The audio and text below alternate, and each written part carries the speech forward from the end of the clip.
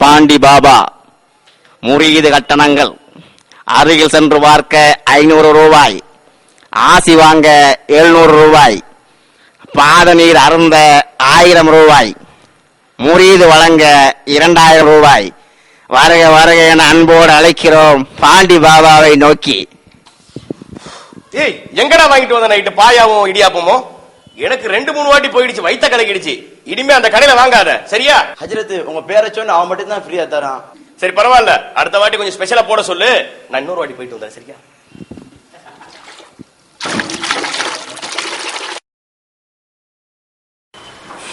இப்பதான் நிம்மதியா இருக்கு. சரி, ஏதாவது நீ கஸ்டமர் இருக்காங்களா? ஒரு ஃபேமிலி வரேன்னு சொல்லிருக்காங்க. சரி, ஒரு 5 நிமிஷம் கழிச்சு அனுப்பி நான் ரெடி. ஹஜ்ரத், நீங்க எப்படி இவ்வளவு பெரிய ஆளாயினீங்க? அதெல்லாம் யோகம்பா. மக்கள் ஏமாறுற வரைக்கும் நம்மள மாதிரி ஆளுங்க பொழப்பு நடத்த வேண்டியதானே. நீ வேலையை பாரு, உனக்கு போக போக நான் கத்து தரேன்.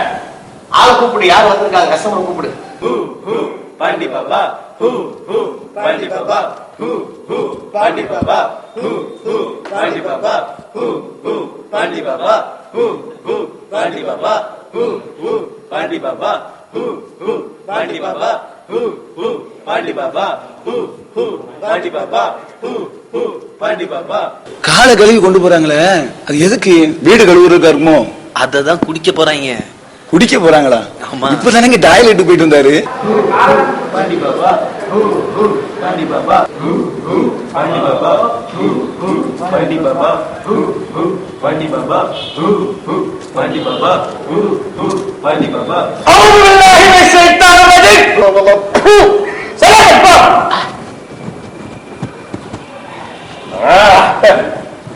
ஓ, இரு இரு, எடுமாத.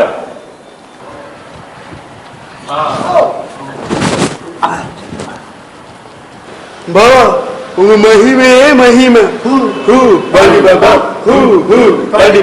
ஹஜ்ரத், உங்களால மட்டும் எப்படி முடியுது? அதுக்கு தானடா மாசம் 5000 செலவு பண்றோம். டாய்லெட்டுக்கு போயிட்டு வந்தீங்க, அது டாய்லெட்டோட தண்ணியா வரலையே. நீங்க சோத்து வேலை பணிச்சு கொடுத்தீங்க, அது எப்படிங்க?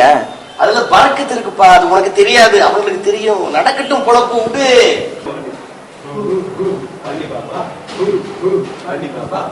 வாங்க, நீ உட்காரியா? நீ மட்டும் வாமா, நீ தள்ளி போ. என்னமா உனக்கு பிரச்சனை?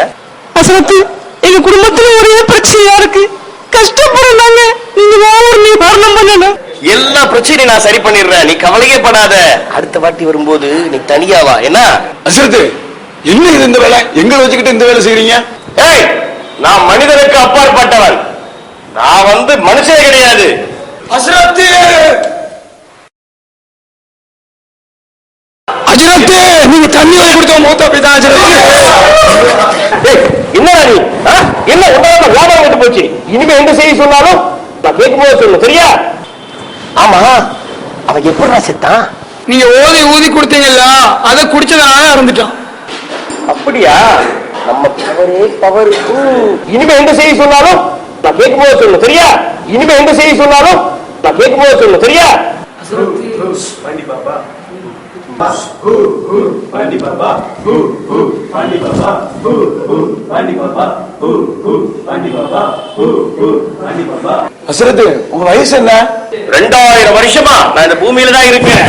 பல கோடி வருஷம் நான் இருப்பேன். இன்னும் பல நாட்கள் நான் வாழுவேன். பாண்டி பாபா, நீங்க தொழுது நான் பார்த்ததே இல்லையே. நானு தொழுகிறது யாராலும் பார்க்க முடியாது. நான் மனசால கௌபத்துள்ளால தொழுதுட்டு வரேன், தெரிய மாட்டேங்களே. அமுக்கியா தண்ணி சீக்கிரம் சீக்கிரம். அசரத்து, இப்ப என்ன பண்ணீங்க? ராஜஸ்தான்ல தீப்பிடிச்சு எரிஞ்சிருக்கு. நான் இங்கிருந்து அணைச்சிருக்கேன்ப்பா தண்ணியை விட்டு. பாபா, உங்க மகிமே மகிமை. பாடி பாபா.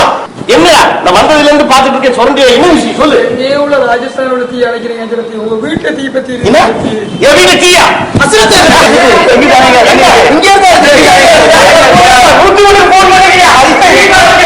எங்கேயோ தீ எரிந்ததை தன்னுடைய ஞான திருஷ்டியால் கண்டறிந்த இவருக்கு தன்னுடைய வீடு தீப்பிடித்த விஷயத்தை கண்டறிய முடியவில்லை.